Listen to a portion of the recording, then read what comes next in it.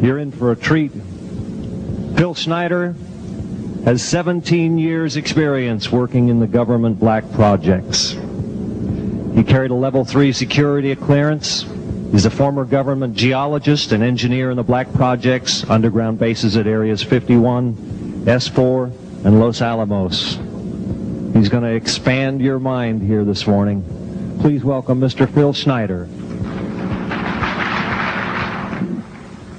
I'm Phil Schneider. I spent 17 years in black budget programs, government geologist, as engineer, structural engineer with aerospace applications, self-taught metallurgist, became kind of famous in my own right. I basically would have a set of notes here, but they're unavailable in all this melee. Up here I have different artifacts explaining some of them are alien metals that have been produced both on this planet and the confines of outer space that are now used in all stealth aircraft. All stealth aircraft, for instance, all black jets, what you're seeing of black helicopters and the like, the skins and the coatings and the residues that are used predominantly in the aircraft themselves, in the airframes and the rotor blades and the fans, and in some cases in submarines, special titanium hulls, in the Phoenix class submarines now. All this has come from alien technology. 1947 is what the public has been told. Something crashed in the backyard in New Mexico, a place called Roswell, New Mexico. Unfortunately, that's what the public's been told. The military's known about the alien question for the better part of 70 years, and they first saw their glimpse of what was going on as early as 1909 in the American Southwest. Now, Army cavalry evidently were chasing some bandits, and they entered this cave.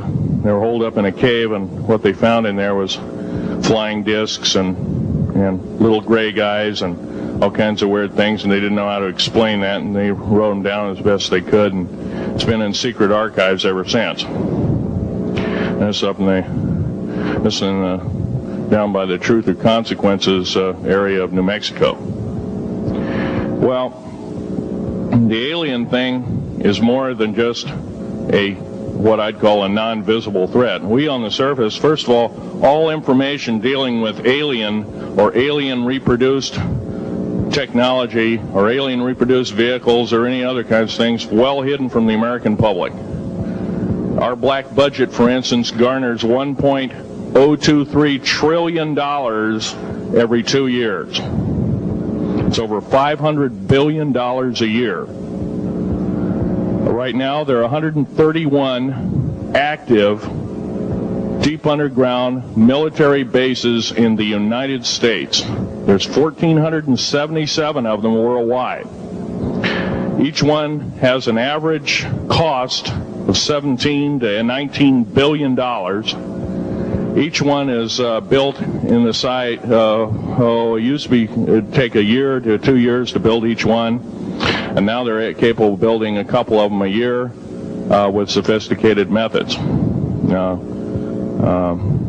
My colleague Al Bielek has actually been on some of the high-speed railways, the magneto-leviton trains that connect all the deep underground military bases within the United States. He's been on a Mach 2 train and floats off of a single rail at 3/4 of an inch off the rail, and is what you'd call high tech. We have nothing like this on the surface.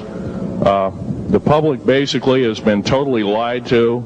We're considered stupid or even moronic in some cases. It's got to stop. If we're going to gain our country back, we must, and I repeat, must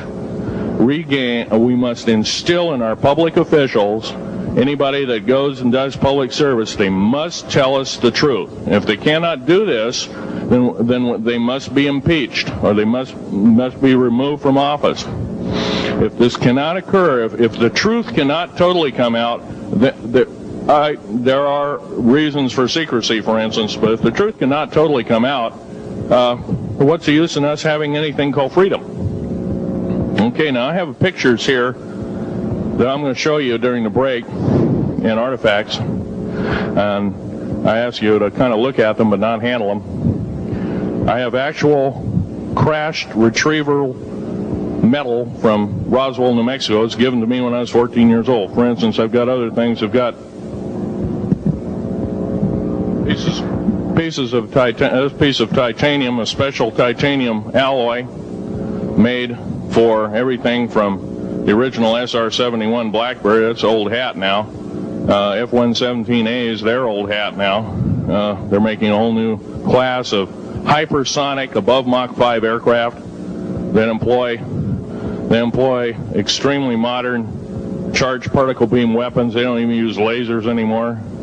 Computer enhanced imaging radar, although it's used in helicopters for public surveillance, computer enhanced imaging radar, and in satellite technology. The brand new kid on the block is a kind of infrared technology where a satellite 150,000 miles out in a geosynchronous orbit, or not quite geosynchronous orbit, but these spy satellites can literally look in and see a dime on the floor, say on your kitchen floor. They have a resolution factor of 99.999961. This particular piece of metal, I'm going to drop it on the floor here. It'll kind of ring like a bell.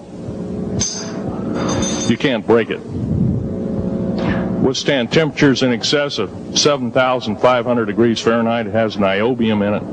It also has mironite in it, element 123. Yeah, please do.